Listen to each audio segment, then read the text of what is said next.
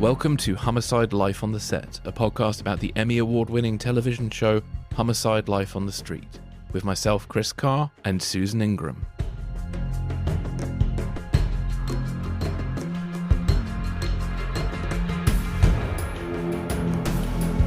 Today we have Tom Fontana, Julie Martin, and Jorge Zamacona, and we discuss what it took to create and write Homicide Life on the Street.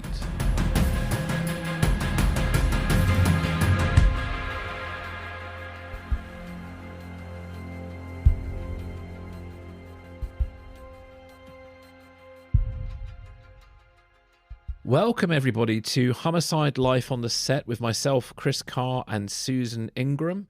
Today we're joined by Tom Fontana, Julie Martin, Jorge Zamacona. Susan, can you just tell us a little bit about them? Yes, of course, when we started talking about the podcast, we definitely wanted to talk to the co-creators, the writers, and the producers. So I want to thank Tom Fontana, Julie Martin, and Jorge Zamacona for agreeing to talk with us about their experience on the show. They all worked together back in the mid-'80s on the hospital drama St. Elsewhere, where Jorge was a PA and Julie was a researcher. So once they got to Homicide, once Tom, who was the showrunner, co-creator, writer, got to Homicide, he brought them on board. And they all eventually, obviously Tom was a producer, but they all also eventually, Julie and Jorge, became producers. And obviously Tom still co-produces projects and produces other projects and still works through the Levinson Fontana company. Barry Levinson was the sort of the impetus after purchasing the book of Homicide that got everything sort of rolling. So we're going to talk to them about their backgrounds, how they met, how they started working together, and their personal reflections of what was so special. Everybody we talked to talks about how special this show was, and they're going to give us some insight to that. Just before we begin, a little note that this interview was recorded before the very sad and unfortunate news about Andre Braugher passing away in December. So we recorded this, I think, in late November, this interview. And so obviously we were all talking and without the knowledge of what was going to happen to Andre. And we obviously talk about him in the sort of present tense. And, we're all very, very deeply sad about Andre's passing. And obviously, Susan, you knew him, and it must be, I'm just an audience member. I didn't know him personally, but I was devastated when I heard the news. And in fact, the day he passed away, I'd been rewatching Requiem for a Dina, which I remember I haven't watched an episode of Homicide since he's passed away because I just haven't been able to sort of do it, to be honest. Yeah, it was a gut punch for sure. I think less so with Yaphet and Richard, not because they weren't obviously terrific people and terrific actors, but they were older. But obviously still gut punches for them too, but Andre's being so young. And also that I think his performances were so deeply emotional. I mean, so to the bone. I mean, he put everything out there. And I think that the visceralness of those performances really connected with people and made his passing more people feel closer, I guess, or maybe more emotionally involved, because you would get emotionally involved watching him because he was so good at getting to the heart of people's his conflicted emotions about literally just about everything. Pembleton's just conflicted all over the place, Well, yeah, Pemberton and Bayliss. I mean, I was a teenager when I first watched this show, and I kind of grew up a little bit watching Pemberton and Bayliss having it out, debating life and death, the philosophy, religion, and I think that was one of the appeals of this show is they were talking about real things that we all think about, and it was so much passion with both of them, and it just I remember when the show finished, I was always keeping an eye out on what Andre was up to because he was in a few films here or there, and I always try and seek him out. And then eventually he was in Brooklyn Nine-Nine. I'm very pleased that Captain Raymond Holt, that character he played, in many ways is probably more famous than his work on Homicide. But I'm just so glad that he got a role like that that really gave him the limelight that he was due. Yeah, I've just, I still haven't managed to watch Brooklyn Nine-Nine Mm. again since his passing either. It's just the thought of it is just at this point just doesn't feel quite right. But yeah. And he was, I know I've worked with actors who are as intense off camera as they are on camera. He was delightfully funny and Mm, kind person. Of course, if anybody gets pissed off at something, he might be pissed off at something, but he was really funny and sweet and really liked, I think. I can't speak for him, but I think he really mhm, enjoyed the show, working on the show the way we all did. Although, Tom did mention his, and that's how the story arc changed, did mention his feeling like I've done everything I can in the box. How can I don't I can't keep doing yeah. it over and over again because that sort of slices away at the impact of it. Mm. Um, Mm. And that's very hard for actors, isn't it? Because it's like I'd never quite understand how get those actors in the theatre do the same show for like 30 weeks or something. I don't know quite how they do it. So to play Hamilton with all that passion in that same way, yeah, I could imagine he gets to a point where it feels like he's repeating himself. And as a creative, for many creatives, that's probably an awful feeling, really, and it is very difficult for actors. and what an idea to say, okay, what are we going to do then to Mm, change that for him?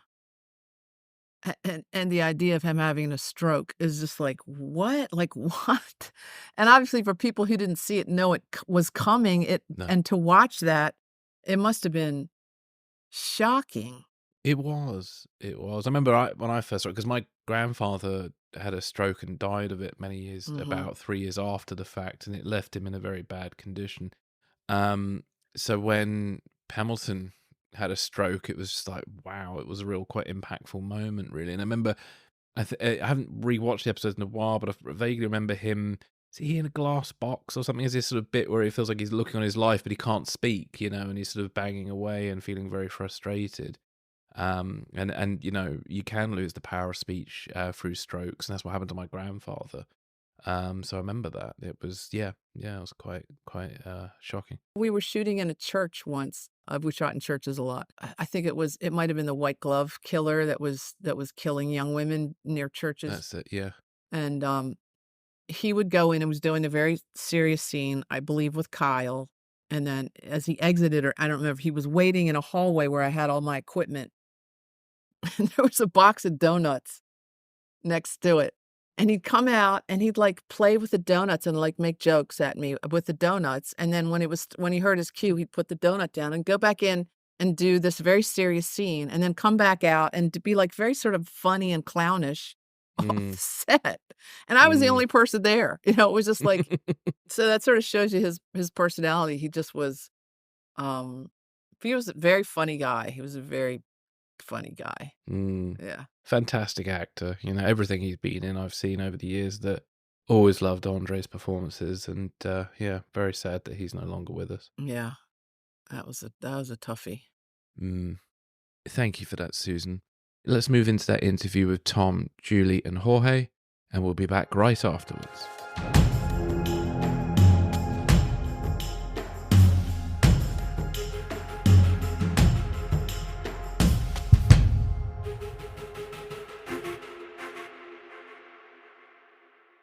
First, I just wanna thank everybody for being here. We were thinking maybe we'd catch everybody during the writer's strike when things weren't as busy, and now I'm sure you're all back to work and very busy, so thanks a lot for taking the time to do this. We were actually busier during the strike Yeah, out on the picket line, yes. because we had somewhere to go. So yeah. Right. Anyway, Yeah, and I've been through a couple strikes. At 88 strike, actually, I got out of the business in LA because of the strike. I was out of work for a year that year. So, understand the situation. So, how Chris and I got this started was Chris emailed me out of the blue. He was developing or looking at developing a cop show in England, and he's a huge Homicide fan, and he wanted to talk to somebody on the camera crew about how we shot it. So we first did a Zoom, and I talked to him about how we shot it and the kind of equipment we used, and all the things that were invented that had never been done before, because a show like that had never been done before. And I said I told him he had to talk to Jean. Jean was the cameraman. Jean and Alex were the cameramen that I worked with. I was not on the first season with Wayne. So he spoke to Jean, and it's somewhere in that first conversation with Chris, one of us said, because Chris has an up and running, very professional podcast, one of us said, wow, we should do a podcast. And at the time, it did not register with me that this was a 30th anniversary. It was like, holy crap, like good timing on that. But also, it just, I have to tell you, I had looked at seasons 5 through 7. And then when Tom sent me the DVDs, I went back and watched 1 through 4. First of all, to everyone, you guys, everyone, it is still 30 years later. It is still so good. And then I watched the very last thing I did after I watched all the documentaries and all the interviews. I watched the movie last night, and I was crying my eyes out at the end because, of course, we lost Yaphet. And so the ending was so obviously originally poignant, so much more poignant. Anyway, just really beautifully done. So hats off to everybody, because it still is so good. I mean, the only thing missing from the show is cell phones. I mean, it's really, it's so current. All the social issues are the same. All the Baltimore issues are the same. Gender, race, all these things. Anyway, so I'll stop babbling. Which proves how little effect the show had on anyone. Or how little things change in 30 years, That's turning the ship. Well, that's what I'm saying. Sadly, we have not progressed at all. Right. So, in doing the research before sitting down with you all, obviously saw lots of familiar names in the St. Elsewhere credits. And I think all three of you, that was how the first connection was made. So, Tom, do you want to start with what your pathway was to Homicide, and then Julie and Jorge can jump in? Sure. I had left Los Angeles and was back living in New York, and happy as I could possibly be, and not really all that concerned about doing another television series, or I was just like, I'm just going to keep writing. And I got a call from my agents, UTA, and they said, Barry Levinson wants to meet with you about a series he's going to do for NBC. And I said, well, okay. And he's in Los Angeles shooting a film, so you're going to have to fly to Los Angeles. So I flew to Los Angeles, and Barry and I sat down, and I realized in our conversation that he had never seen anything I had written, and that I had seen very few things that he had done. And so over the weekend, I was there on a Friday, and then over the weekend, I got delivered to my hotel, Diner, Avalon, and Tin Men. And I watched them all, and Avalon absolutely just destroyed me. And I went back to the set on Monday, and he said to me, he goes, I want to do this cop show. And I said, well, there's never going to be a better cop show than Hill Street Blues. And he said, well, this one, we will have no gun battles and no car chases. And I said, that's impossible. Okay, I'm in. I'll do it. Because it seemed impossible. And a real challenge. And that excited me.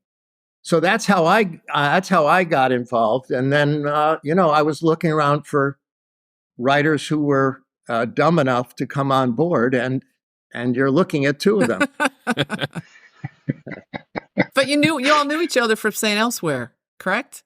Yes. You had cross paths there. Julie was my assistant, and Jorge was a PA. So they were both very young, and then they both started writing scripts, and the writing was exceptional. So, but they can speak to that. you want to go ahead, Jorge? Yeah, go ahead. Yeah. Like Tom said, I was the office PA, and that's how we met, and he mentored me there. I got into the guild through St. Elsewhere by co-writing 2 scripts in season, I don't know, 2 and 3, 3 and 4. And then when the show ended, I'd moved back east. Tom was back east, and he called me one summer day and asked me if I wanted to come down to Baltimore to meet him on the set and look at this show that he was doing. And I drove down and was, I believe, on set for the pilot, for the first episode, and met Paul Attanasio and met Barry and Tom, and it was mesmerizing to be there. And that's how I joined the show. I was privileged and grateful that Tom remembered me and and included me and invited me to that party. It was one of the most amazing experiences of my career. Still maybe the best one. We've heard that a lot. Everybody I've talked to for this, because we're looking at talking to as many departments as we can, everybody has said that. So Julie, jump in on your connection. Yeah, I mean, just on a coincidental note, Jean de Segonzac is currently directing an episode of SVU that I wrote. Oh, great. Oh, cool. Yeah. So he was down here over the summer, and I got to have dinner with him and his wife and daughter. So it was really great to connect in person with him. But tell him hi. He's awesome. So I work with Tom, through St. Elsewhere and then through the Paltrow Group where we started and started writing then. And I think Tom will remember a funny story is like when he got the offer to do Homicide, I had simultaneously gotten an offer to work on LA Law. And I remember having the conversation with Tom because I think Homicide just got picked up for 13 or something, right? It was an initial series order. And I said, well, I have an offer for 22. Actually, Susie, we were picked up for 6. Oh, 6. The first season. Right.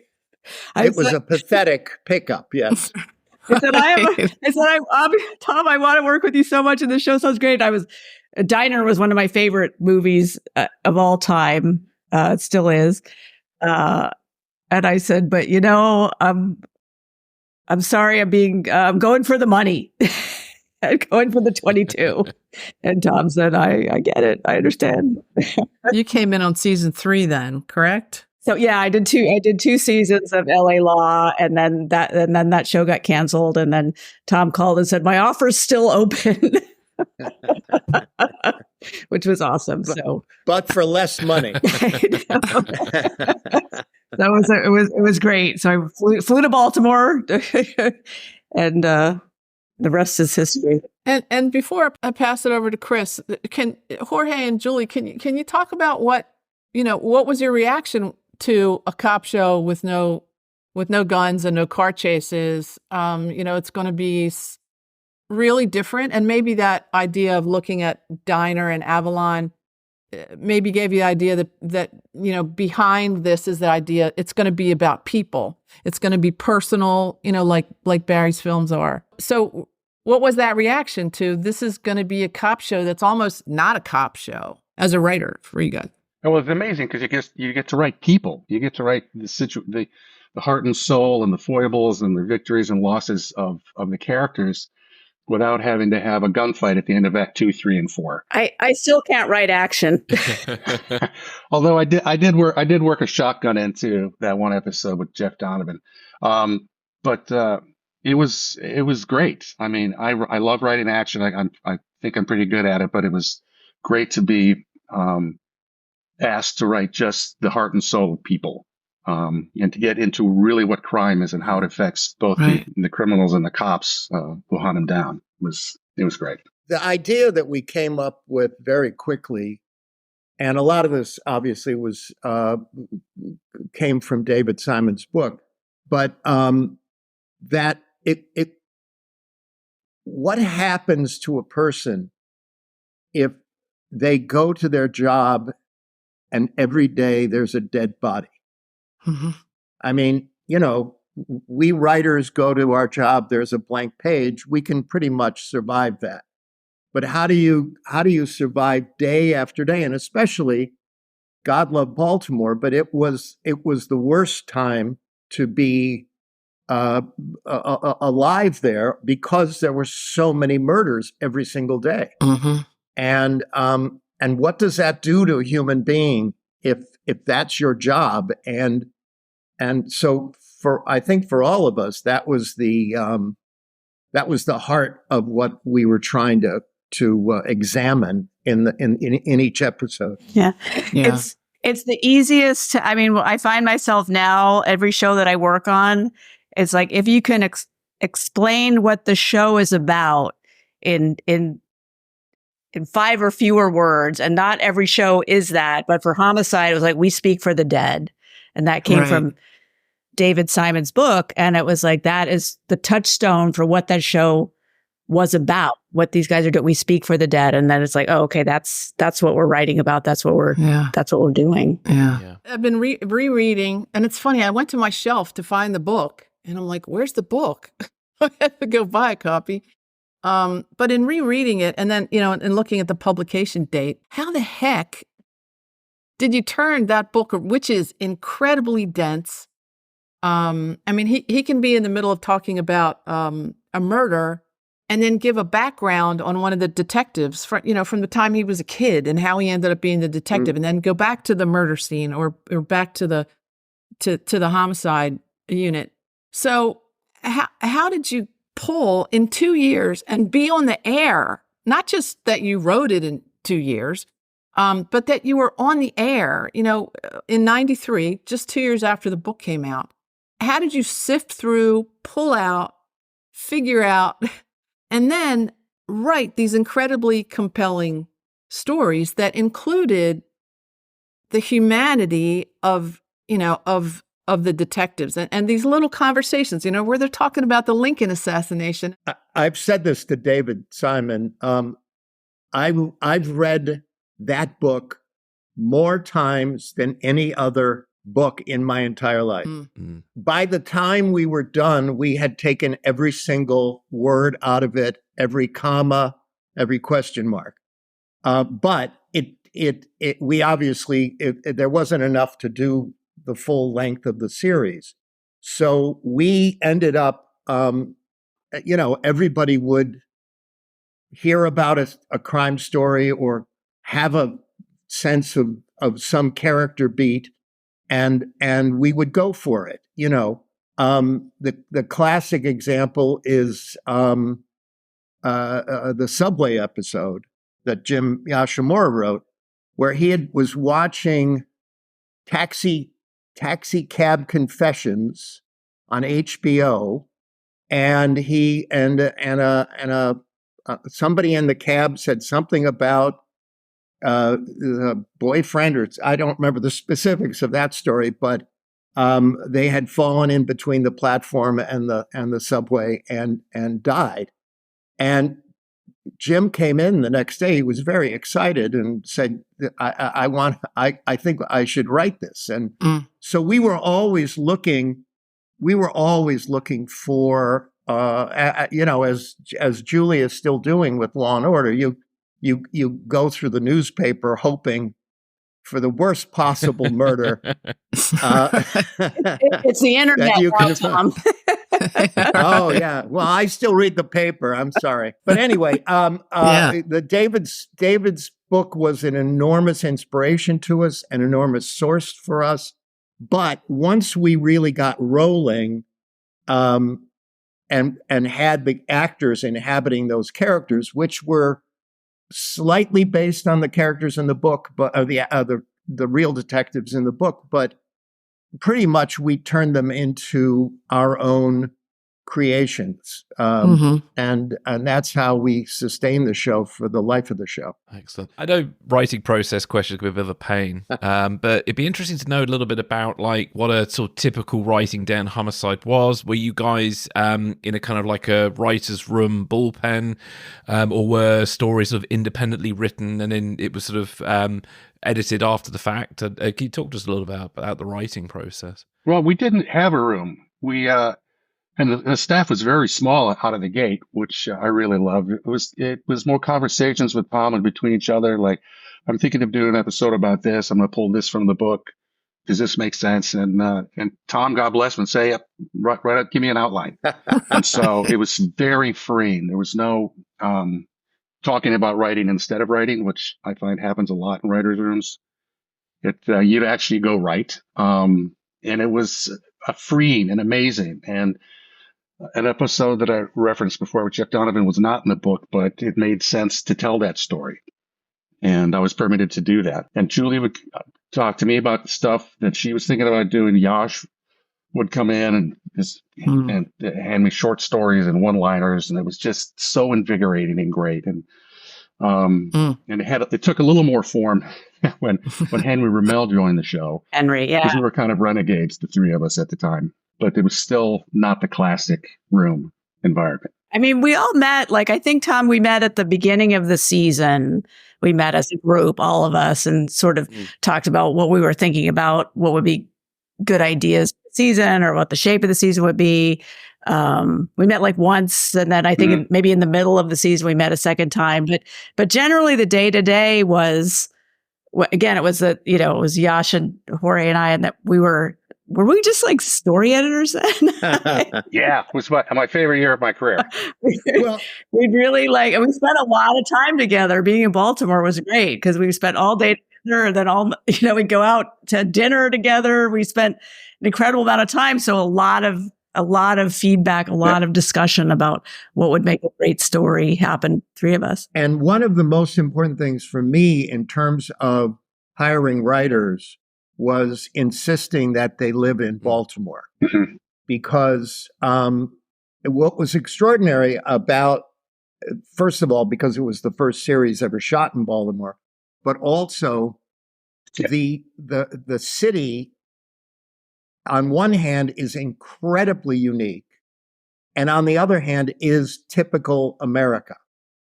So I felt like everybody needed to eat the food, walk the streets, smell the smells, and not, phone it in from Los Angeles. And that's, and then it became like a little, circle the wagons, because they all the writers had to deal with all the outside forces that were conspiring against us. Yeah. It was a real incubator. I mean, we were just all together all the time in Baltimore, and it just sort of permeated our souls and our hearts. And I don't see it done any other way. Yeah. It was kind of great also how we divided the responsibilities on set, because I could get up at 6 right till 10. Yash would cover set for the first 4 hours. We broke it up into thirds, Julie, I think, didn't we?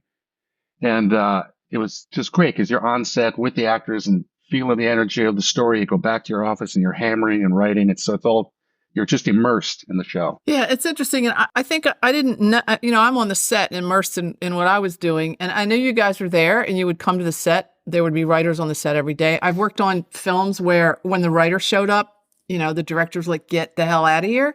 But that was not the case in on this show. And I don't think I knew. I knew you guys were there, but I thought, oh, they must have just flown in from New York. I don't think I knew that you were really there most or all the time until I'm re-watching all the episodes, and the specificity of Baltimore and the environs. I mean, I would burst out laughing because there was some little tiny thing.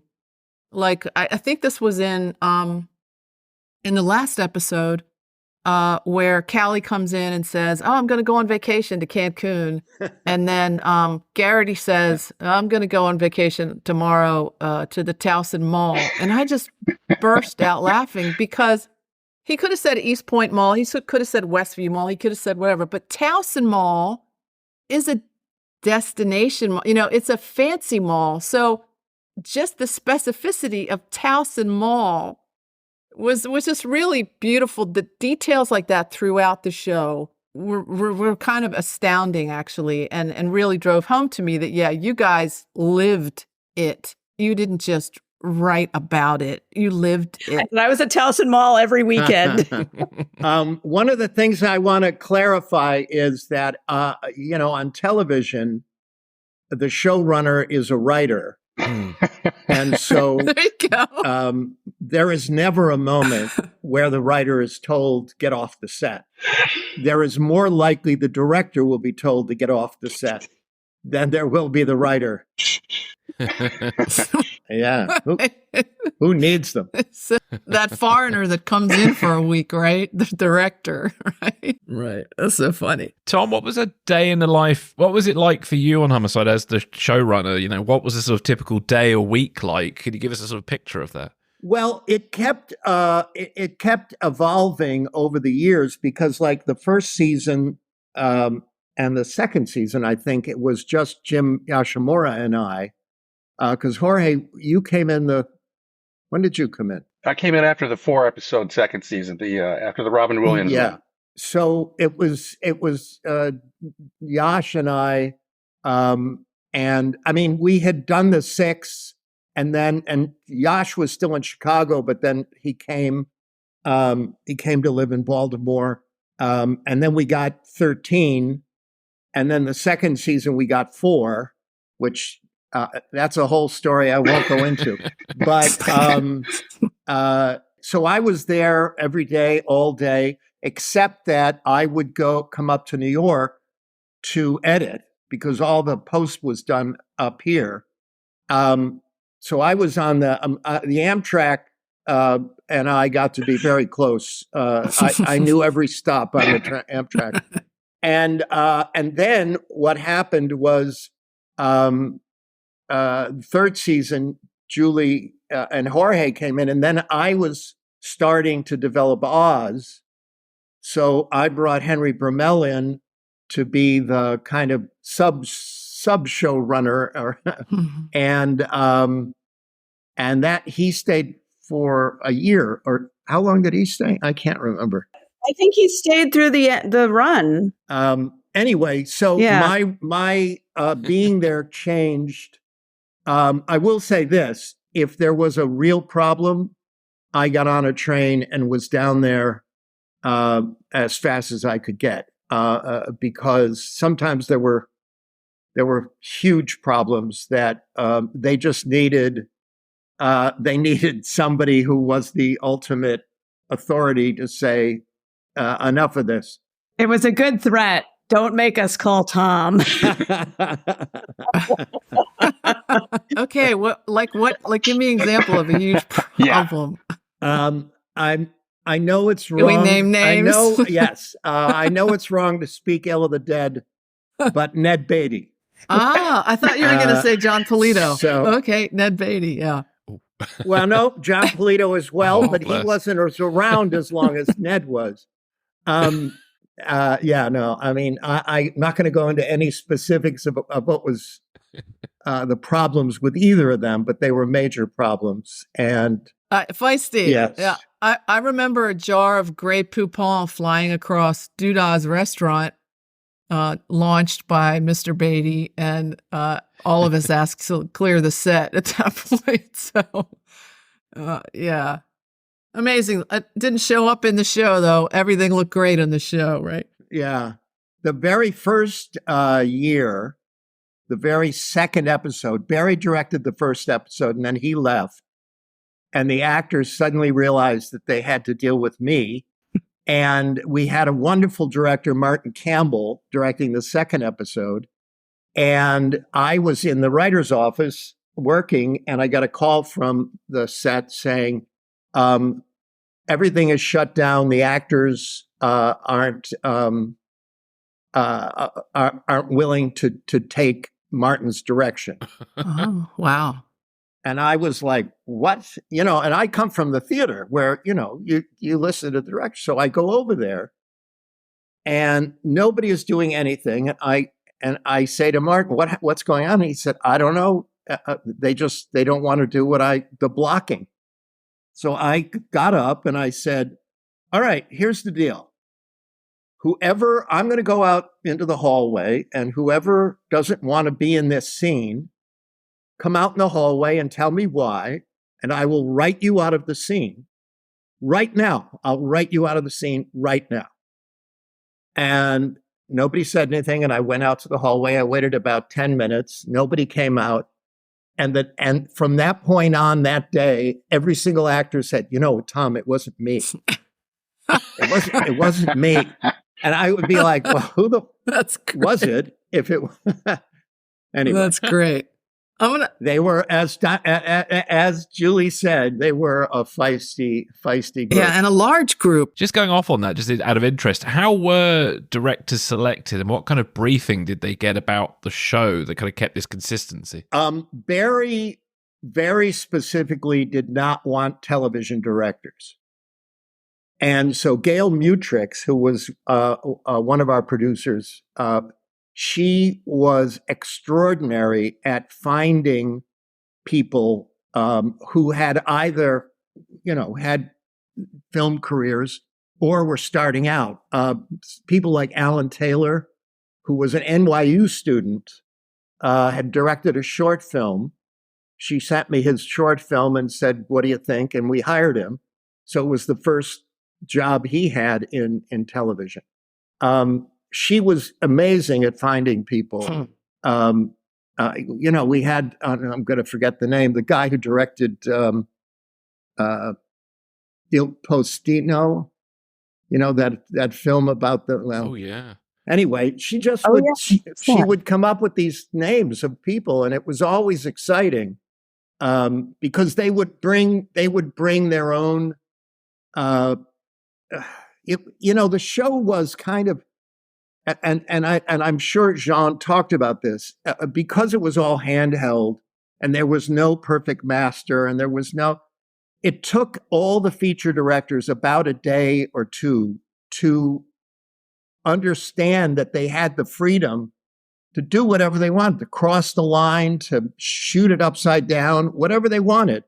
And so we had great luck. I mean, I don't know, Julie, Jorge, what am I forgetting?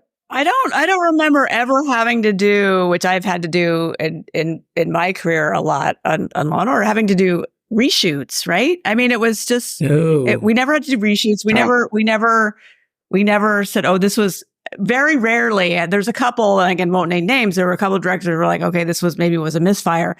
But I would say 90% of the time was like, wow, this is a part of a way to look at the show that we haven't seen before.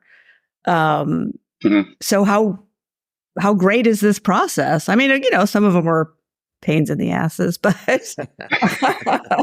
but generally the process, you would know more than I, Susan, being right there with you. No reshoots and no cover sets. Exactly. We were out in the rain and the snow and the ice storms. I mean, there's no such thing as a cover set, except maybe go back to the squad room if there was something available to shoot back there. I remember on set with John and Jim Finnerty would say, we're wrapping in 2 minutes. And I said to John, and John was like, I have the shot this shot. And I would be like, we're done. We're pulling the plug. And Jean put that camera on his shoulder and figured out how to do a 1-page scene in a one-er shot that literally took 50 seconds. Exactly. Yeah. John talked about that. He talked about not just, and I wanted to actually piggyback a little bit off that idea of when you talked about people not wanting to act to Martin Campbell's blocking, that at a certain point, there was no blocking. The actors got to block through how they were motivated through the scene. And then Jean, would dance around them. But he also talked about how the actors got used to sort of flowing in and out as the camera moved, and obviously it wasn't just the camera. It was Jean, it was Boots, it was the boom operator, it was Josh, with the Chinese lantern on a boom coming through, and the actors pulling apart or stepping back, letting the camera through, and then coming back in, and being very willing to do that as the action was happening. So it really was quite extraordinary. I came from a lot of features and very traditional TV before I was on Homicide, and it really was incredibly unique in that aspect. Not just that the camera was doing what he was doing, but that the actors worked around it as well. I think that gave the show the overall sense of the show was that you were watching reality. You weren't watching television necessarily. I think that's why it's so. I'm jumping ahead to another question, but I think that's why it's so popular. It's like it really felt like you were watching real cops do their job, and I think that was a part of it. That there was a lot of spontaneity to the movement. And Yeah, there was no master medium coverage over. It was just all over the place. Like you were there. One of the things, though, that it really did was it kept the actors on their toes, in the sense of, because they never were quite sure if they were going to be on camera or not. And so every time they were in a scene, they couldn't sit back and kind of go, well, I'm just feeding the lines now. They were always in danger of being on camera. And the same thing with the lighting. Barry Levinson from the beginning said, yeah, let's just light it once and then shoot the scene. And they didn't have to go and sit in their dressing room for an hour waiting for the lighting to switch over. And I think it helped the actors enormously to be that of the moment throughout the shooting. Mm-hmm. Yeah, and having to stay involved with it, with the other characters, not saying, "Are you done with my coverage? I'm leaving," and actually leave an actor hanging to do their lines against nobody or against an assistant director. The show was as much about sort of life as it was about investigating death, and there's quite a few profound conversations. The dialogue seems quite loaded in places, and there's amazing banter I love as well between the detectives at crime scenes. We have like Munch and his conspiracy theories, and there's like this religious debate between Andre Braugher and Carl Secor. And I was wondering, like, how did those sort of conversations kind of come about with the dialogue and things? Was there a kind of philosophy behind a lot of this? I would say it would come from the individual writer, but everyone knew that the show had to have humor, because without the humor, it would have been relentless. On the other hand, everybody had an opportunity, because, as I said, we were investigating the effect of this job on this group of people, that everybody had an opportunity for that specific case to motivate a conversation between the two detectives involved. One of my favorite moments was, and I can't remember what season it was, 4 or 5 or whatever, was they were, Bayless and Pembleton were called to a house and by a rookie cop because a woman had died. And when they got to the room, she had died of natural causes, and she was at peace. And she was just lying on her bed at peace. And it was so hard for Pembleton and Bayless to compute that, because we had never seen on the show a natural death.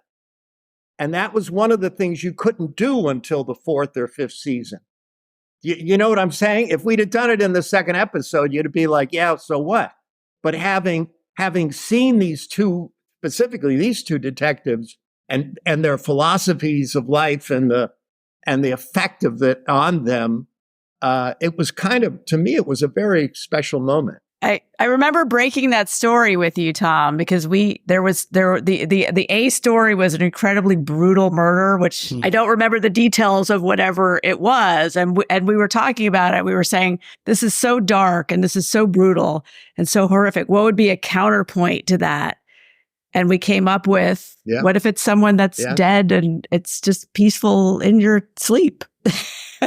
Like, to sort of temper whatever the horrific story was that I actually don't even remember now what the other story was. Yeah, and they had a hard time figuring out what to do at the scene. Like, is this really not a murder? Why is it not a murder? I mean, yeah, that was really interesting. Yeah. I remember there's a really great scene in the episode Cressetti, which I really like, where it's Pembleton and Bayless have gone to buy some kind of sort of Italian snack for the cookies. wake. The cookies. And that whole, that's it. That whole sequence is just brilliant. From the parking to getting in is fantastic. Yashimura at his finest. Was it Pignolis? Is that what they were going to get? I'm sorry? Was it Pignolis? Yeah, Were they Pignolis. going up to Yeah. Vaccaro's That's to get right. the That's right. Pignolis? Yeah. That was another super specific Baltimore Yeah. thing. But it was Vaccaro's. very, very Yashimura, that whole sequence. Yeah, because it was funny, but at the same time, it was a bit profound. By the time they got to the other side, it was very profound. Yeah. It was brilliant. Yeah. It was interesting. Jumping off that, I think it was you, Tom, that mentioned in one of the interviews on, one of the end of season interviews in the DVD pack, and you talked about the idea of it's okay to get uber specific. The specificity becomes universal. I thought that was a really interesting point. Like people, like let's say you live in Chicago. Well, I guess there's Pignolis everywhere, but let's say, you live in Chicago and maybe there's not a Vaccaro's down the street and you don't know about the famous Pignolis in Baltimore, but there's something else in Chicago that's very specific to Chicago. Can you talk a little bit about that idea of the specificity making it more embraceable, maybe? Yeah. Well, one of the things there was a scene with Andre and Danny Baldwin in a car driving to a crime scene or from the crime scene, and they were talking about Brower says, "Make a right on Martin Luther King Boulevard," and Danny Baldwin's going, "Fremont, it's Fremont." And they get into a thing about because it used to be called Fremont and now it was being called Martin Luther King. And in my mind, that happened in every city in America. Every city in America decided to name a street after Dr. King. And you'd have this, the white guy who's like, doesn't want to give it up. And you have the black guy who's like, no, it's Martin Luther King. So it was things like that we tried to find, and the cookies is another example. Yes, we don't all have Vaccaro's, but every town has an Italian bakery that you go, oh, you got to go there. That's where you get the good stuff. So the name itself meant something to people in Baltimore, but the name, it being Italian, meant, I know what they're talking about in terms of the cookie. Mm-hmm. I was watching some of the crossover episodes last night. So, Jorge, you were writing and producing for both Law and Order and Homicide at the same time. It's interesting, you watch 120 episodes of Homicide and you switch over to watch Law and Order and you think, it's going to be sort of similar. It's like so not similar. How did you do that? How were those how were those two shows melded? But also you were watching from both sides of the coin on that. How was that experience as a producer and a writer on both? It was great. Both I wrote two of the crossovers. It was great in that it was an eye opener because I wrote the Law and Order half first because they handed it off to us in the second hour. I flew out to LA to get my notes, and what the mistake I had done is I hadn't written Law and Order like Law and Order. I filled it all with character and softer moments and Rene Balser and I had lunch at the Universal on the lot. And he said, "This is a great Homicide episode that you're calling Law and Order." I said, "Oh, dude, I'm sorry." So I had to go back and sort of retool it and listen to Law and Order a little bit more specifically about how about they just the facts man at that point. And then when coming back into our hour was great because it was a seismic shift dramatically in the writing because this is Homicide and this is how they're going to how we're going to handle this crime that bled down from New York. And I believe Ed Sheeran directed the first crossover, and he was magnificent to work with. And he loved coming down to Baltimore and freeing up the style of how that second hour was affected. Also, I remember Jerry Orbach, who was a friend of mine. he loved coming down because he would be like, we wrote a thing because Jerry was a fantastic pool player. And we wrote a scene with he and Belzer playing pool. And I said to the director, this is the first and only time in your career where you're going to be able to shoot the actor playing pool, and he's going to get the ball and you won't have to go to a close-up of the pocket with the ball rolling in. You could do a nice long shot, and this guy's going to get that ball in. And I remember Jerry was like, I can't believe I'm getting to play pool. So I think the actors and our actors loved. Oh, the other funny thing that happened, I don't know if you all remember this, but Jill Hennessy, we needed her in Baltimore and they needed her in New York. But that scene they needed her for in New York was her sitting in the courtroom. She didn't have any dialogue, but she had to be sitting next to Sam. But we really needed her in Baltimore because she had, a dialogue. And Jill has a twin sister, and the twin sister actually was the stand-in in the Law and Order part of it. And Jill came down to New York, and I was like, okay, is that kismet or what? How many actresses do I know who have twin sisters? Perfect for a crossover episode, yeah. And it's so true about Jerry Orbach playing pool, because as you watch that scene, I noticed right away, having been on other sets where it was always the cutaway to the ball going in the pocket. Always. And I was like, wait, he actually made that shot. And then it was the next shot. Wait, he made that shot too. Yeah, that was good. So funny. And we borrowed from that playbook, whatever the episode was, that we were trying to cast Melissa Leo's sister. Right. Do you remember that? And we ended up on, well, Melissa Leo can play her own sister. Yeah. With a wig. Episode. Yeah. She was looks amazing. so different in that episode. Out of interest, did you, with the writing process and creating the characters, did you have to cater quite a bit for the actors' personalities and their idiosyncrasies and things like that? One of the things I love about doing episodic television is when you start a series, the writers know everything about the characters and the actors know nothing. And really good actors very quickly know more than the writers know about the characters. Eventually, all the actors catch up to it, but the really good ones pretty quickly. And so you find yourself, instead of them coming to you and saying, in this scene, what's my motivation or any of that, you find yourself going to them going, hey, how about if, and they have a real sense of whether that works for their character or not. It's like when I said to Andre, how about if I give Pemberton a stroke? Mm. And he just jumped on it because he just thought, well, that's going to be a challenge for me to play after all these years of playing the smartest guy in the room. It led to a lot of arguments on set as the downside of it. It was great. It was very collaborative, but I can remember being with actors saying, like, my character wouldn't say that. I was like, yes, he would, because I wrote it that way. Now, interesting, like the stroke story arc. Julie, you had a little bit, or maybe more than a little bit, of a medical background. Did you ever have input on, no, that wouldn't be that way for medical things? I don't know. It just occurred to me when I saw that. Well, I mean, my medical background was doing a lot of research on St. Elsewhere. So I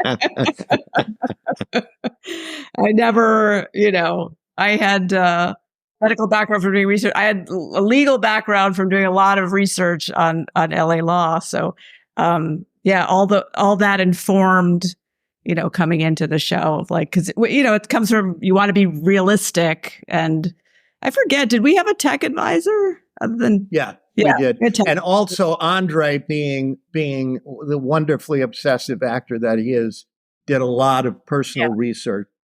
So again, it was great to get him to tell us where that character would be at some point in the season.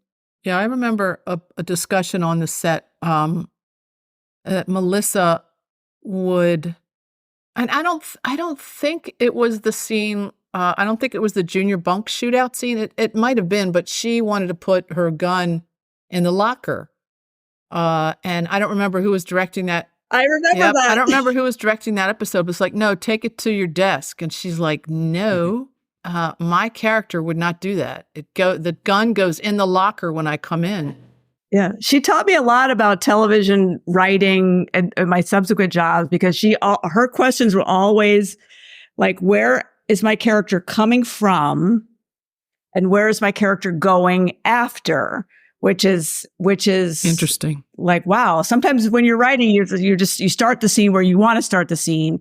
And it was such a great, we love her.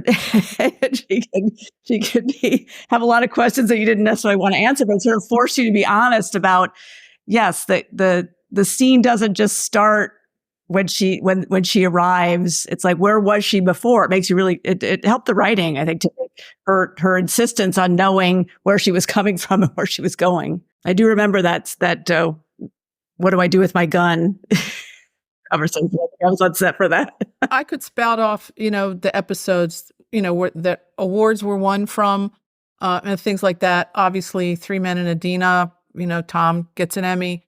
But I'm also curious about if you had favorite episodes, maybe that weren't award winning, or favorite episodes other writers wrote. And I also curious, Julie, for you, following up with Requiem for Adina, the groundbreaking Three Men and Adina, to have to follow up and write a script about that. And then also you all collaborated.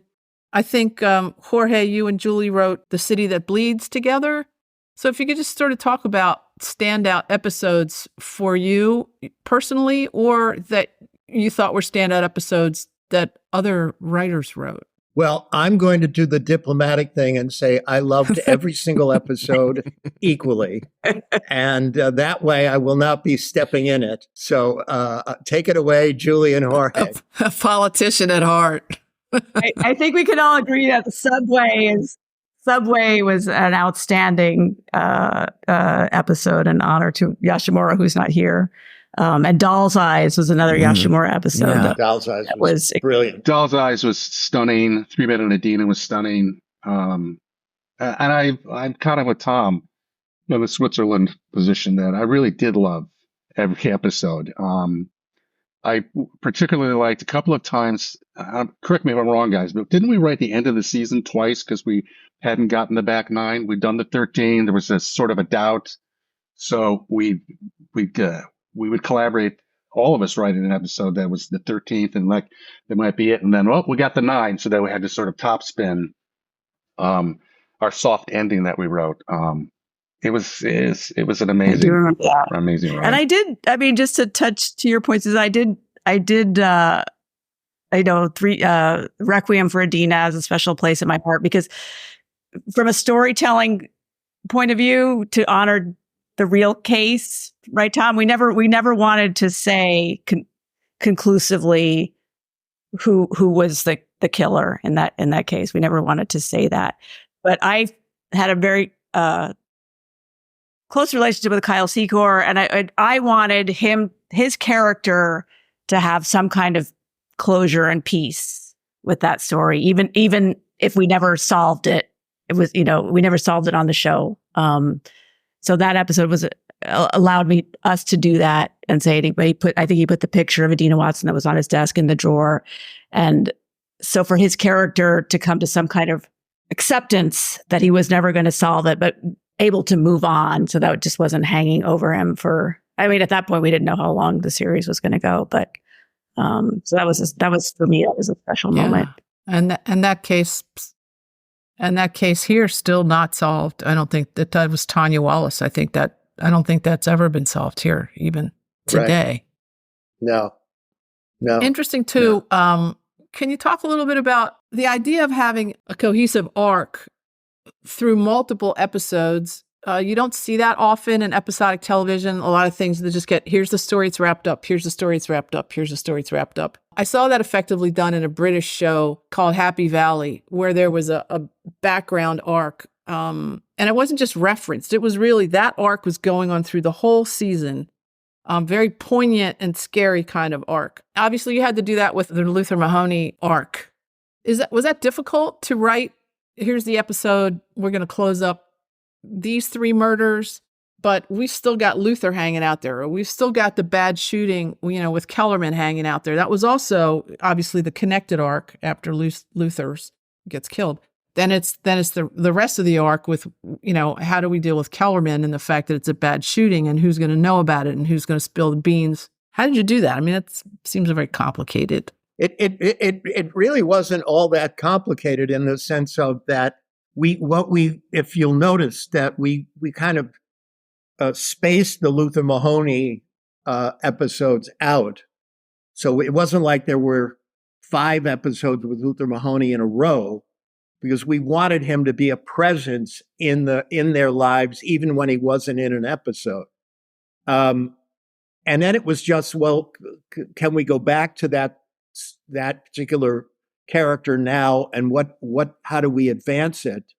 What are we going to find out that's going to evolve the story toward the ultimate outcome where Kellerman kills him? I'm speaking for myself, but maybe you guys found it more difficult than I did. I don't know. I didn't. It just felt kind of natural the way we sort of spaced it out, and it was sort of instinctive, I think, on the team. Yeah, I think it also helped that we had, for the most part, we had the same writing staff. So it was sort of like it was our lived experience of all these different storylines. So it felt, as Jorge said, it felt very natural to say, it was like we were living our lives through writing Homicide. Like we remembered every step of the way because we were all together. So it became like telling, your shared experience. And it was like, remember that guy or Yep. And as in real life, people come and go in your lives. So I will add one thing that is sort of what you're asking about, but in a sort of macro way, is that from the very beginning of the series, I had a conversation with Barry because Andre's character was so this way and Kyle's character was so that way. One was he had been doing this a long, long time, and he knew how to do it, and all he wanted was to get the bad guy. And then you had Kyle's character, the new guy, who was like, well, what about the Miranda rights, and what about this and that?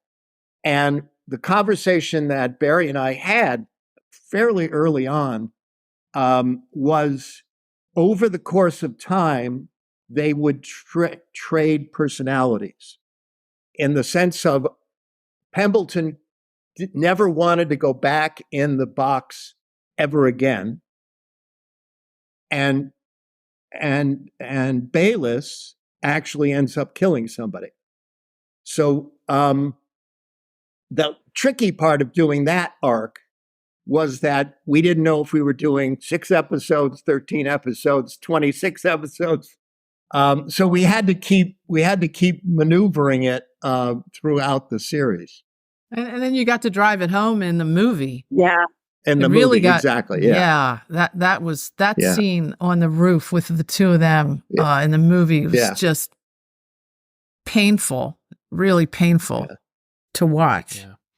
Out of interest, how did the movie sort of come about? Because it was a nice sort of bookend to the show. I'm really intrigued by that. When we were, we sort of knew we were going to be canceled, but again, it was always never 100%.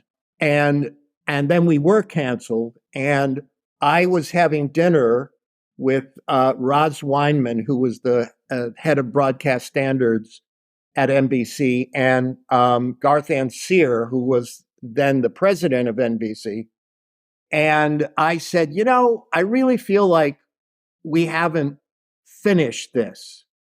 And he said, well, what about you doing a TV movie? And I was like, great.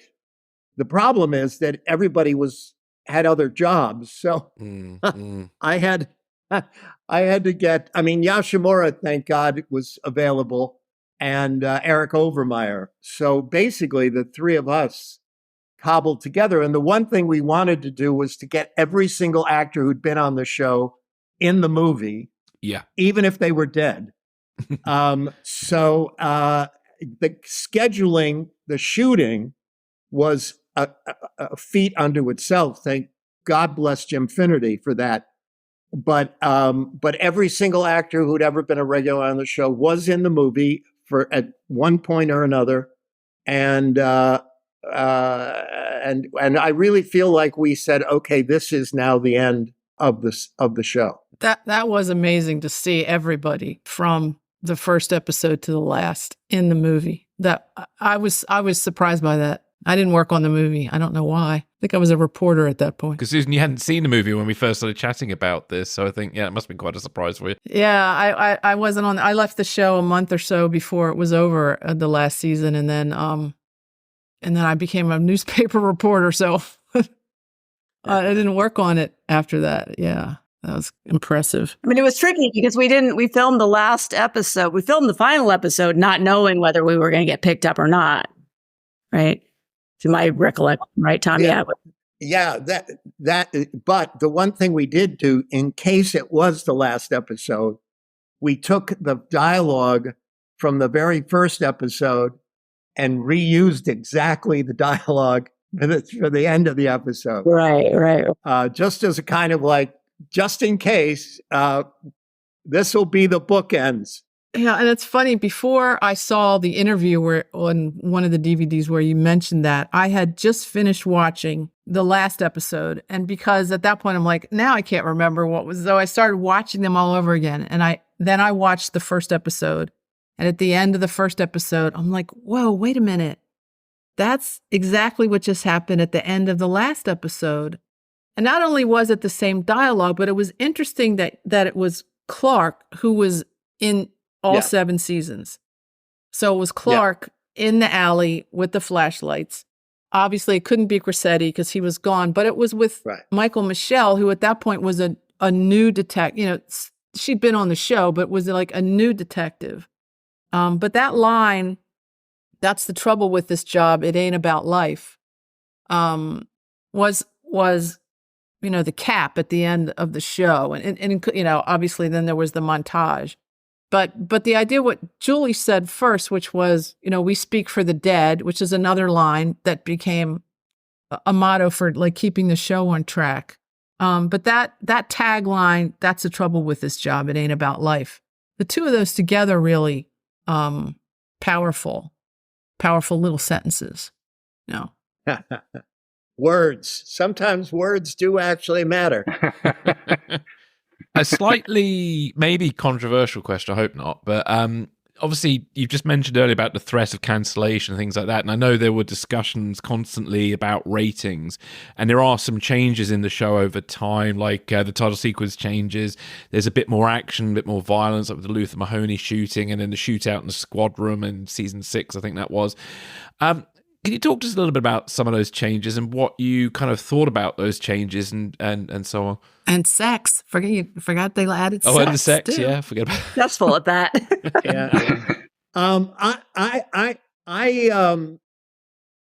Listen, if it didn't work, it's my fault. And I didn't approve anything that I didn't feel was wrong for the show. Again, you're doing multiple seasons, multiple years, and you want the heart of it to stay the same, but you don't want to do the same thing every single day. And so our show was always, if you'll pardon the expression, about fucking it up. We were the sloppiest show on television, and it was our matter of pride for us. Yeah. So we would try things and they'd work or they didn't work, and we'd go great or we'd move on. So all the changes we made, some were suggestions by the network, but mostly it was stuff that Barry and I talked through and decided this is what we'll do. I'll give you two terrible examples. The head of NBC, who was not Garth Ansir at that time, it was Warren Littlefield. He called me once and he said, "You've got to, Andre has gained too much weight. And you've got to tell Andre to lose weight." And I said, "Warren, there are many things I will do in this life, but one of them is not telling Andre Bauer to lose weight." And I said, "If you want him to lose weight, you call him and tell him to lose weight."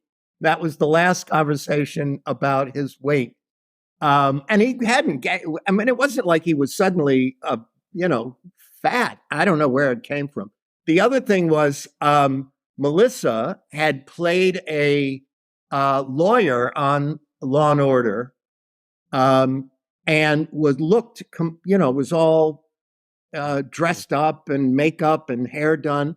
And Warren called me and said, "Well, that's how she should look on our show." And I said, "No, Melissa specifically says her character does not wear makeup. This is a matter of her character being defined by her look as much as anything else." So that was another thing. So you'd get those comments and you'd have to like really swat them down because they would, you can't. It's one thing to say, "Oh, let's put a little more color in the show," and it's another thing to say to an actor, "Redefine your character because the network thinks you need to wear dresses." It was easier to because they kept talking about the promos, right? What's the promo moment? What's the promo moment? I mean, it was easier to just like blow something up than put makeup on Melissa Leo. So we did a couple of those like high intensity for the promo moments. And some of them were pretty successful, I have to say. Along those lines, and adding the gun battles and the two main shootout scenes. You mentioned earlier, Jorge, that you're really good at writing action. Did that come in? Did that come in for you when the show at times became an action show? The action moments, I loved writing the action moments because I thought it balanced out, and I think we all agreed it because it wasn't over the top stuff. If it made sense to have a foot chase or a fist fight or something, it felt like it was kind of like there was a moment in the episode that kind of stood out. I wrote an episode with Jeffrey Donovan I mentioned earlier, which was my homage to Terrence Malick in Badlands, one of my favorite movies ever. And I got to get away with a little more violence in that because it made sense for the character and it wasn't gratuitous on any level, just like it wasn't in the film. So those moments were fun and they kind of stood out because most of the time you're showing up and the violence is over.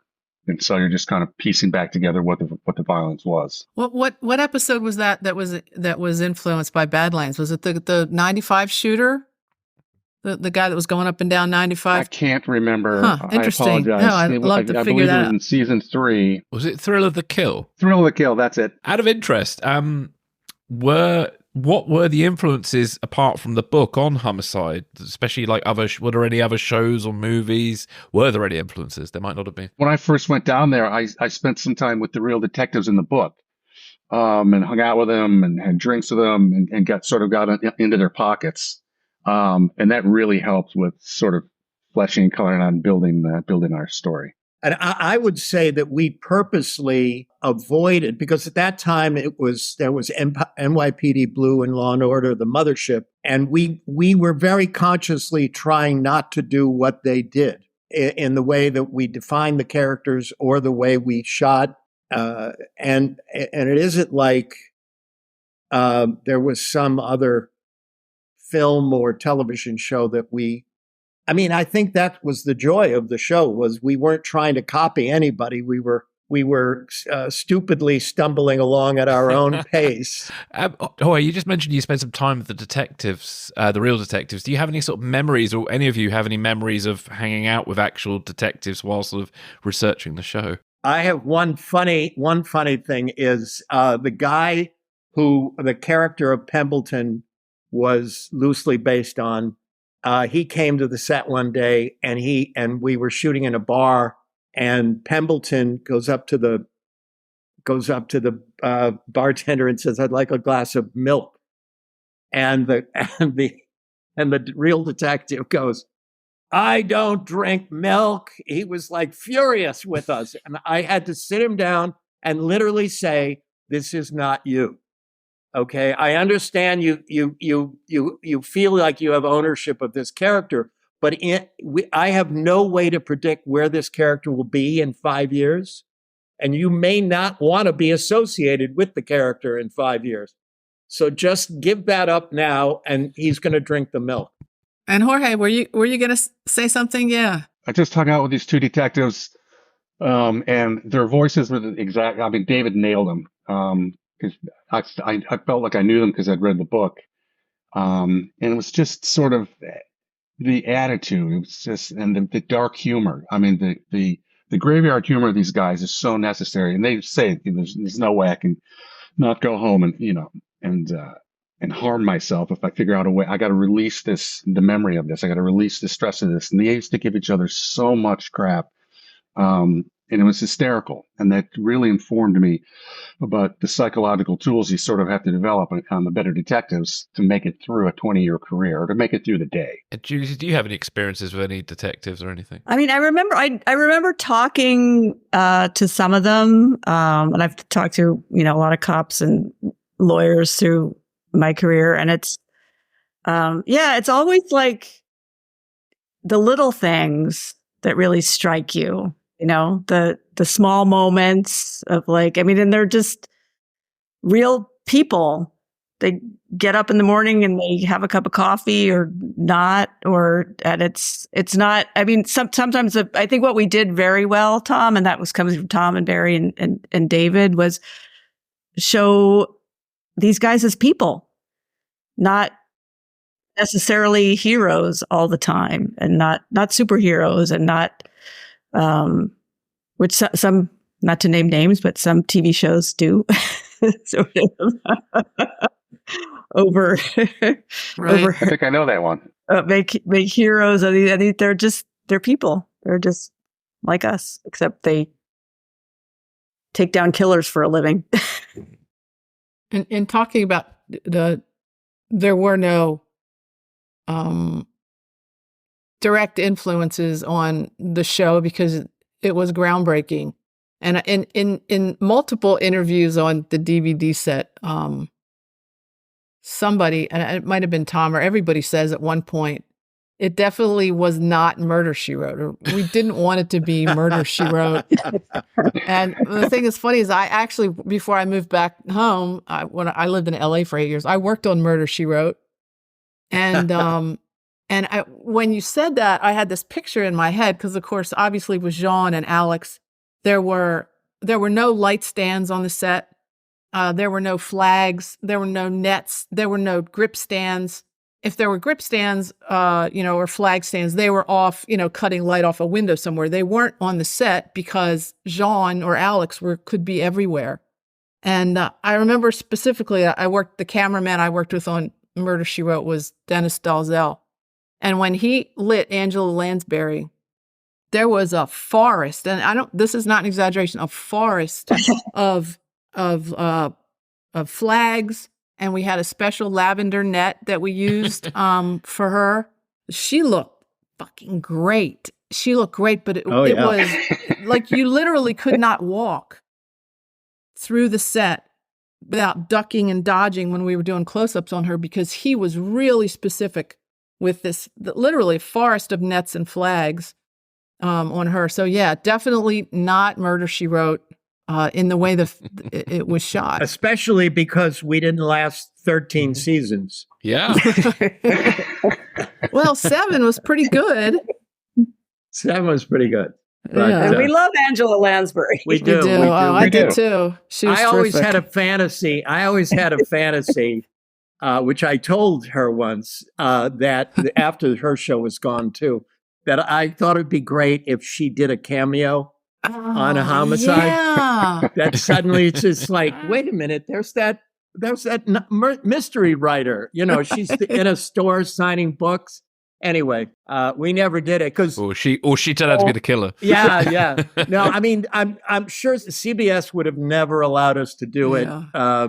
Even as a joke, they would never have allowed us to do it. It's so funny, if Jessica Fletcher's in town, the bodies are going to start dropping, right? I mean, it definitely. Yeah. I think Hamilton and Jessica Fletcher would be very interesting to see. Yeah. Although you did manage a surreptitious CBS crossover, didn't you? With that is true, but that happened without anybody knowing. Oh, what was that? What happened was in Doll's Eyes, when the parents decide to donate the organs, the boys' organs, John Tinker, who we had all worked with on St. Elsewhere, was doing Chicago Hope. So I had the idea that one of the places where one of the organs would go would be Chicago Hope. And I asked John to film Mandy Patinkin running up and getting the organ and then running off. And I was like, I really need to clear this with everybody. But then I was like, nah, why should I? And I didn't cut the shot in the show, in the last cut that I sent NBC. I cut it in after NBC had signed off on the episode. And it went on the air. And the next day, Warren Littlefield called me and he went, "You think you're pretty clever, don't you?" And I was like, yeah, actually, I sort of do. Better to ask for forgiveness and permission. Exactly. I just saw that. I just watched that the other night. And then a sort of you did your nod to St. Elsewhere in the movie with Ed Begley Jr., right? As one of the doctors. We also had Alfre Woodard as her in her part on St. Elsewhere. She and Andre had some great scenes together. So yeah, that was a very good episode she was in. Yeah, Alfre's just like, it's impossible for her to be bad. Because it's about euthanasia, that one, if I remember correctly, isn't it? That's right. Really interesting episode. Yeah, and it was really challenging Pendleton's faith, I believe, if I remember. Yeah. Excellent. Well, out of interest, I was going to ask just a bit about the cast, because it was such a diverse cast. If you had any sort of, such a brilliant cast really for the show. I don't know if you have any sort of memories of some of the actors or anything you want to say about the cast, really. Well, I was involved in Barry and I basically cast the show, but Barry had in his contract a clause that said that he did not have to get permission to cast any of the regulars from NBC. Unheard of. This was unheard of. So, but the casting director at NBC was an old friend of mine, and she said, "Look, can you just keep me posted on who you're casting, just so I don't look like a total idiot, And I was like, fine. And so every time we'd cast somebody, I'd call her and I'd say, "Oh, we have Yaphet Kotto. Oh, great. We have Ned Beatty. Oh, great." And she'd say each time, she'd go, "Don't forget, we need a hunk. We need a hunk." And I'd be like, yeah. And we go through and we're casting. We have one part left. And she says, "Don't forget, we need a hunk." And I said, "Okay." And I called her. I said, "Well, we cast the last part." And she said, "Who?" And I said, "Richard Belzer." And she said, "But Tom, he's not a hunk." I went, I know. What are you going to do? So that was casting on Homicide, Life on the Street. Well, we brought in Reed Diamond and John Seda. We had right. There were some hunks on there. We brought in a few hunks later. Yeah. But you once pointed out Belzer had worn off his hunkdom, right? Julie, somebody had to fill those shoes. You pointed out somewhere that that may have been the case, but Belzer got all the action on the show. I mean, Belzer had the wife and the seduction and the whole 9 yards. He had more. He had 3 wives, didn't he, Tom? I don't remember. Yeah, he had 3 wives. Yeah, and then he ended up doing the part on Law and Order SVU, and Right. I think up until now with Frasier, I think he was the longest lasting character in television. And, Yeah. and he was another one. I worked with him on Scarface. He was a stand-up comedian in a club scene in Scarface before he was, before anybody really knew who he was. That's funny. Yeah. Had any of you been to his chateau in France? I just like the idea he had the chateau in France. I have, yes. Was it nice? It's I mean, his wife still has it. It's beautiful. Mm. It's big house, another house, a swimming pool, tennis court. It's an ideal place to live. He and Harley were very happy all those years there. And you mentioned early on, Jorge, because we had talked about people saying it was the best experience of their careers. Can you all talk about what? And obviously, there's episodes, there's this, there's that, but a lot of it was really a coming together, not just of the idea of this groundbreaking show, but the crew. For me, also was the best experience of my career because the crew was just amazing. But maybe you can all talk about what the experience was that made it so impactful, if you can. I don't know if that's for too me. general. It was safe. It was a safe place to screw up. You could trust your instincts to know that they had your back. The other writers had my back. I had theirs. Sometimes we'd have to gangbang an episode out or gangbang a scene out. And we'd all just sort of do a fire drill and work together and trust each other. And Julie said early on, we had breakfast together. We had lunch together at Rap. We'd go over to the Thames Street Tavern where we had a key when it was closed because the owners knew we were going to be coming over and they weren't there yet. So they give us a key. We go inside. And it was a family, and from every member of the crew to every member of the cast, it was just a safe place. It was just you could do anything. Oh my God, it was fun. It was fun. I mean, it was hard. I mean, we didn't even. I mean, some days were harder than others, obviously, but at the end of the day, we didn't really. It didn't feel like, oh my gosh, we've been working for 8 hours and we've been doing rewrites and we've been on set. It just felt fun. And then we got together at the end of the day and talked about the day that we had.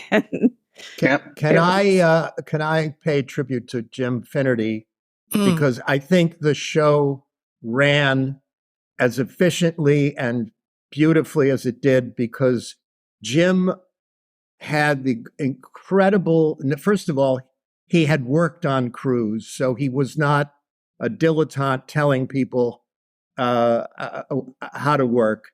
He had actually been in the trenches, and he had both a sense of we can do this on time and on budget, but he also had an enormous capacity to take care of the people on the crew and the actors. The number of times, and this I really won't mention names, that he got an actor out of jail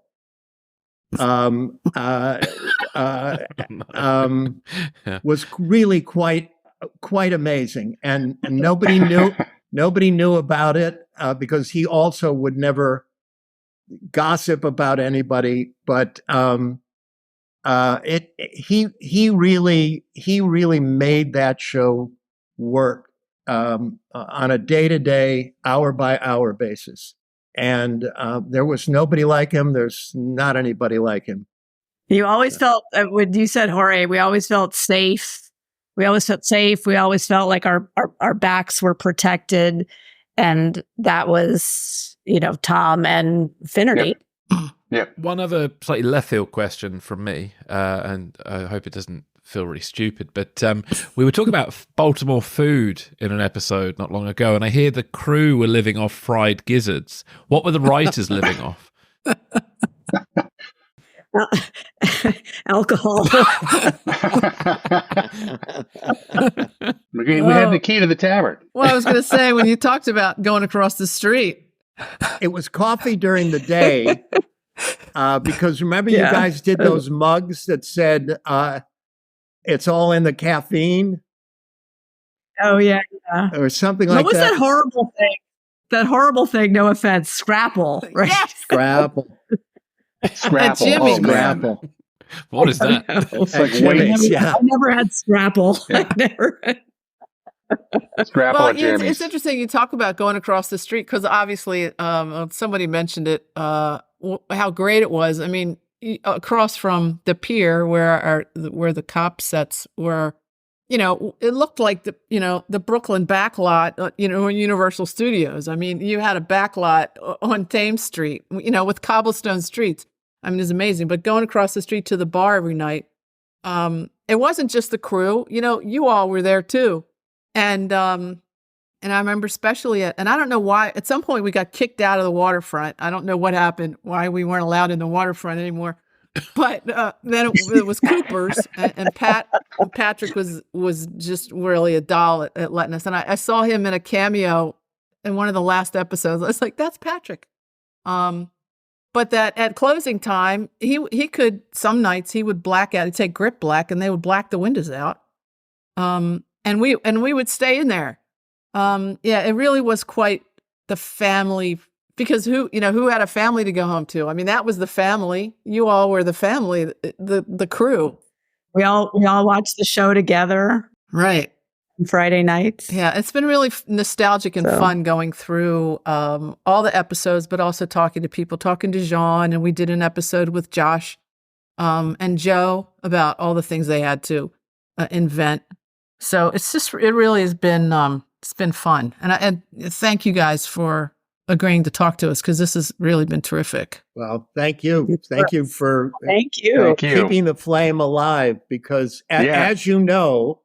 Yes, talk you about cannot that. Find Homicide. Well, we are trying to figure out why. This is the mystery that Barry Levinson and I, we have asked our agents to look into it. We have asked everybody we know at NBC, and no one has an answer that makes any sense to us. They're going to re-show LA Law. They started showing Suits, which hadn't been on for 5 years. People ask me all the time, when is Homicide going to be on? And we get no real answer from NBC about it. We cannot figure out why. They won't tell us why, or they come up with a reason that you go like, but that doesn't make any sense.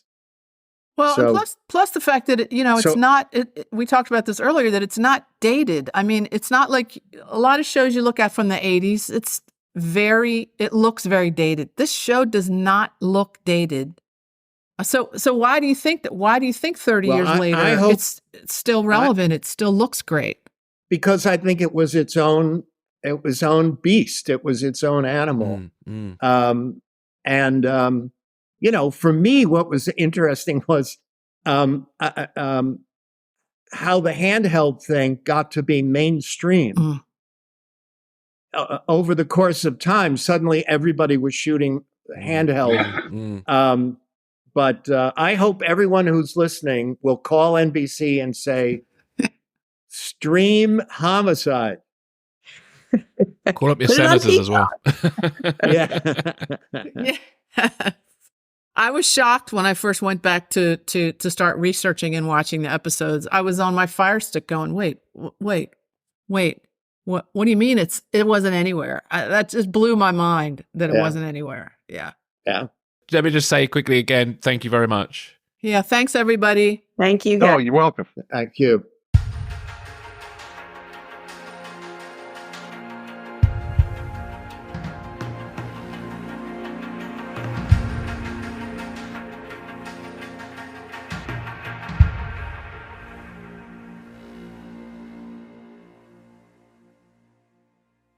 So that was Tom, Julie, and Jorge, and that was a really very interesting chat. I really enjoyed listening back to that, and I found quite a few cool points. I think the big one that stood out for me was that the show was predominantly about what happens to a person when they go to their job and every day there is a dead body.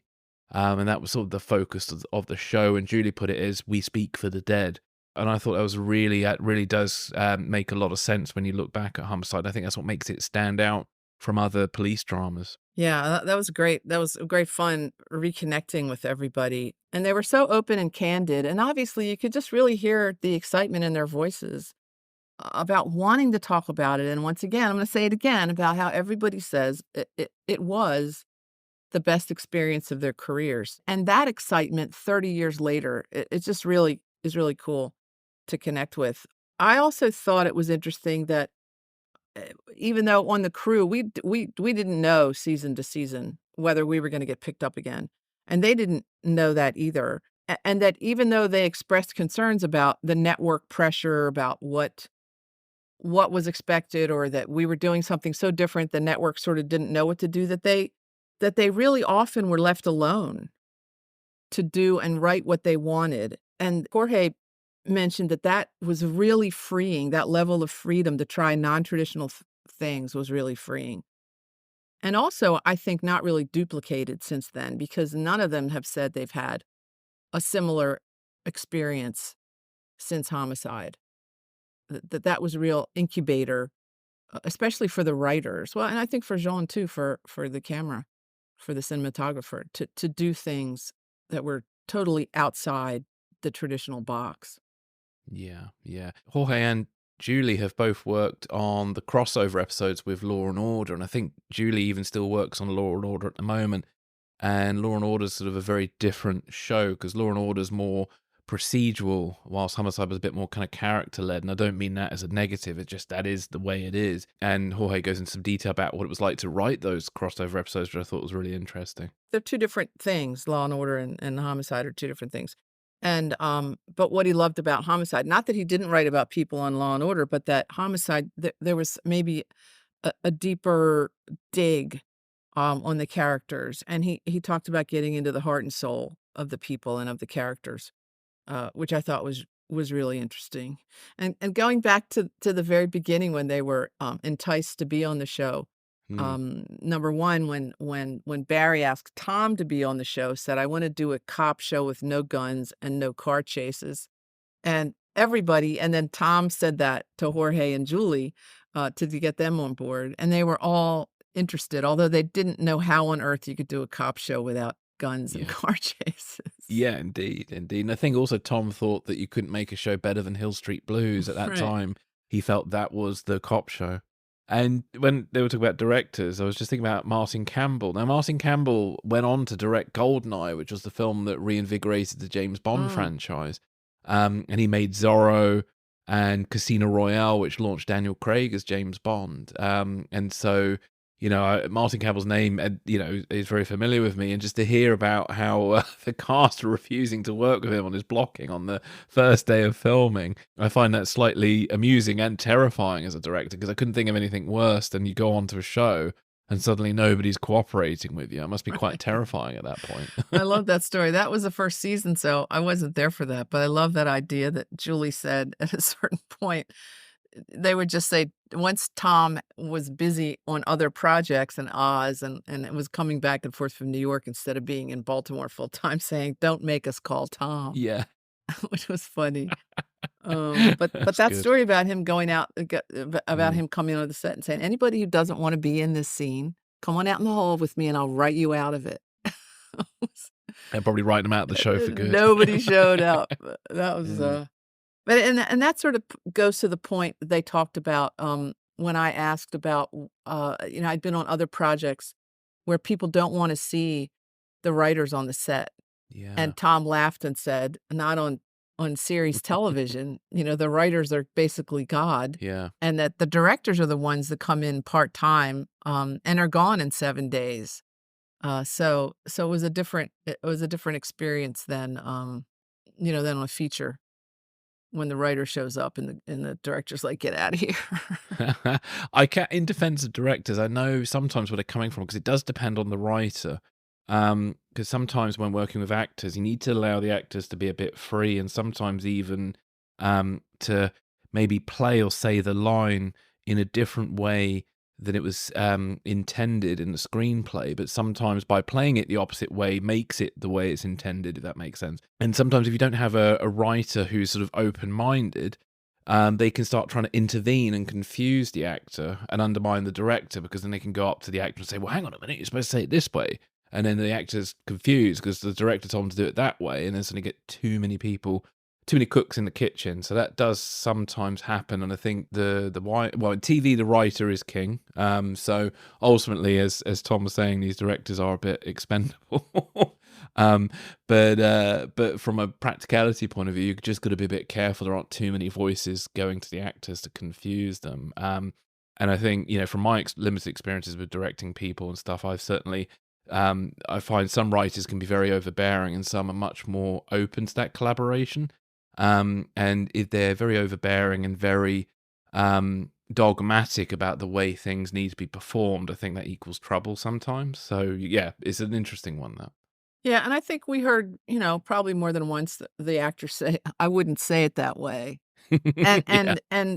and the actor, because and Tom mentioned this in the Mm, interview, the actor, I thought it was really interesting. He said, when the show starts, the writers know everything about the character. mm, mm. And once the actors get into the character knows the actor knows everything about the character. Yeah, yeah, And so what I felt from the interview was that his feeling was that they would defer, maybe not all the time, but that they felt confident in the fact that, if the actor felt like something needed to be changed, that veered from the script a little bit, that they knew that that the actor knew the character really well, for sure at that point, especially after yeah, years and years and years.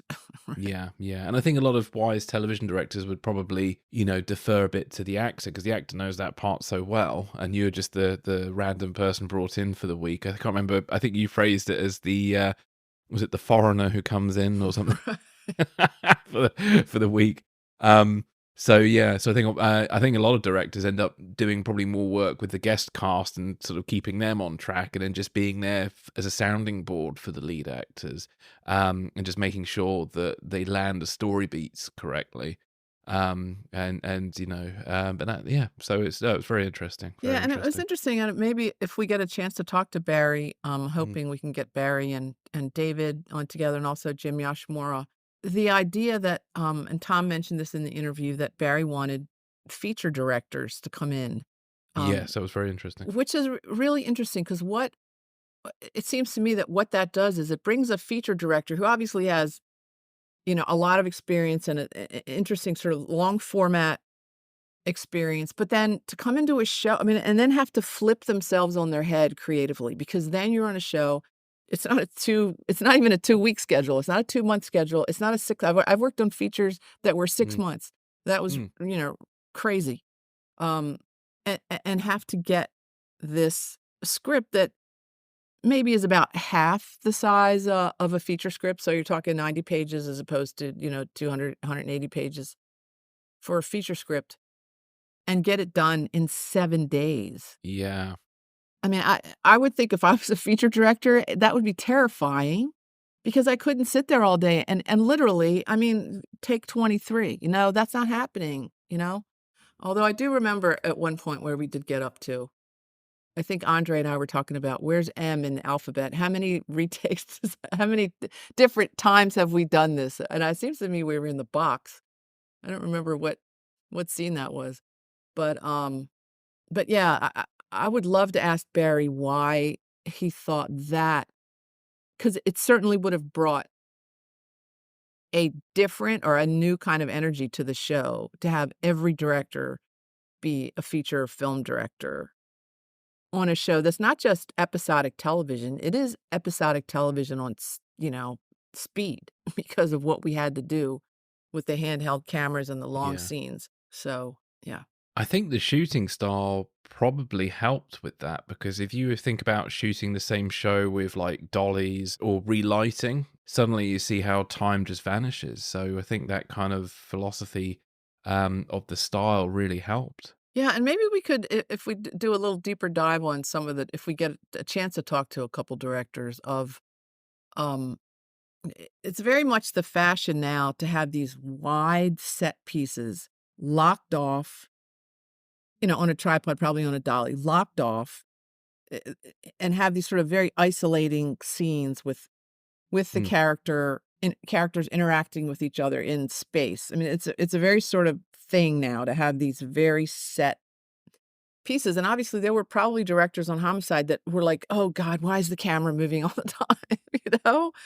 That didn't ever shoot like that ever on anything they worked on, except maybe Catherine Bigelow. I was just thinking, it was before his time. Well, it wasn't before his time, but it was sort of before his time. The director of the Jason Bourne films, Paul Greengrass, who made handheld very fashionable, but his Yeah, handheld was very shaky and making the camera very apparent. Whilst with Homicide, it becomes almost invisible. So it's yeah. yeah, And he did a film about the Troubles, right? What was he his did. Yeah, yeah. Bloody Sunday. God, that was a great film. And yes, that whole I'm running down the street with the people who are being shot at. So yeah, obviously, yeah, that'd be interesting to look at again. I would assume he was shooting it in 35, Mm. for theatrical release, but Yeah, I think he was. I think he and was. and Yeah, probably had some smaller handheld cameras for that were supposed to be point of view of television, have yeah. a documentary feel maybe. I'd have to go back and look at it. I just loved that film. That was a great film. Yeah, well, there's ever a Homicide: The Next Generation. They should get Paul Greengrass in to at least do Yeah, an that's a great episode. idea. Yeah.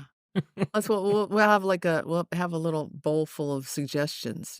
Barry, if you ever do this again, here's a Yeah. call Get Patrick him. Stewart in. Yes, right. At the helm. Patrick Stewart Uh, as the new lieutenant. oh my goodness, yeah, make it so. To Lieutenant McLaughlin, bring in the Scottish actors. Dear, yeah, that's brilliant. Well, yeah, are there any other thoughts? The only one that stood out for me was back on the Law and Order thing. I like the story about Jerry Orbach's pool skills. So true. I never Yeah. worked on a show where you could do that a shot like that, and I've done shows where there were people playing pool. Also probably Murder, She Wrote, although, I worked with Jerry Orbach on Murder, She Wrote. I have to Oh, go did back and you? look up what that Cool. episode was, and he played sort of a rumpled detective, it seems to me, Yeah, on that. And I'd have to look back and see if they had worked in a pool scene in that one too. I don't brilliant. remember. Yeah, and interesting the actors that floated back and forth on those, crossover episodes to, and how different their experience was. To have on Homicide, and I think Jerry Orbach commented on one of the behind the scenes documentaries in the DVD set that, I mean, where did I hear him say that? That it was so much fun because he had like a sex life. They were talking about his sex life with Belzer's, first Munch, yeah. wife. Yeah, yeah, He's like, he never had that. And then the barmaid or the barmaid flirting with the bartender flirting with him, was a whole different experience for him from Law& and Order. yeah, It was funny. yeah. What we talked about the sort of bookends of the script from the very first episode and the script words from the very last episode, that sort of was a compliment to the, "We speak for the dead." It was another line, "That's what's wrong with this job. It ain't got nothing to do with life, and we speak for the dead." Yeah. Really, tells the whole story for them and how what their jobs meant. And in some ways, why a homicide detective might keep doing it for 30 years, even though it's so difficult. Like Tom says, how do you do a show about guys that show up to work every day to a dead body every day over and over and over Yeah. and over again? Yeah. Jorge talked about meeting the detectives and this idea of and you get the sense of it in right off the bat in David's book, that the gallows humor is would be so inappropriate anywhere else. Mm. But in order to survive, now obviously people survive in different ways, but in order to survive and to be able to sort of compartmentalize that. Like, how could you take this horror home with you every day? It had to be parsed in some different way so that you're not just absorbing it, over and over and over again and over and over. And it comes up in the episode Bop Gun, which is the one of Robin Williams. So Daniel Baldwin's character kind of is in that gallows humor. I can't remember what he's saying, but he's sort of being quite openly sort of rude about the case, and I think the husband potentially. And then the husband overhears, and he's shocked, and then he goes to G, I want this man off the case. And then G has a chat with him and explains why he is the way he is. Right, and that he was gonna do a good job, and he was gonna help solve the case, but that was how they got through their days.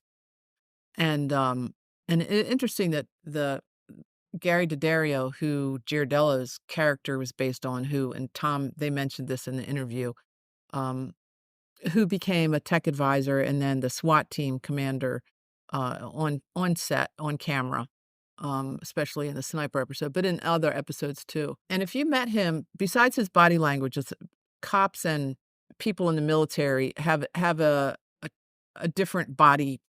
You can tell they're cops and military people because of the way they stand or the way they walk. But Gary, he may have had that, like you may have looked at him and thought, oh, he's probably a cop because of the way he talks or what walks.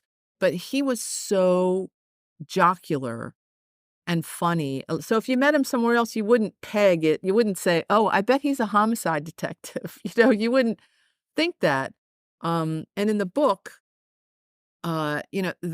David talks about his they had this sort of courtly way of speaking that was their sort of funny precinct cop speak, but it was this sort of elevated courtly speak that they used that was almost like a comedy routine. Yes.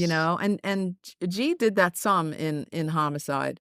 But his eminence and things like that, Yeah, and so I think that and I can't speak for Gary Daddario, but that he had a personality that somehow managed to absorb all that horror, but then have be funny and be relaxed and Yeah. Who knows how people are able to deal with things like that? It's amazing.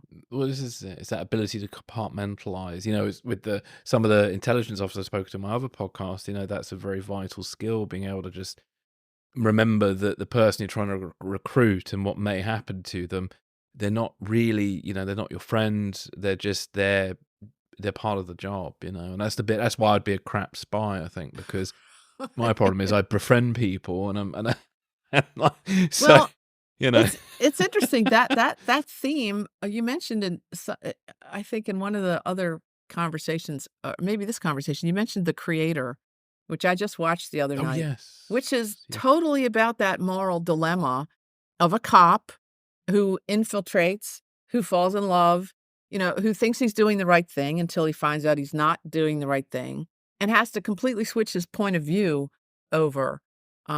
So that, obviously difficult situations for sure to be in, especially in that kind of work. Yeah, indeed. Right. Thank you for that, Susan. Thanks, Chris.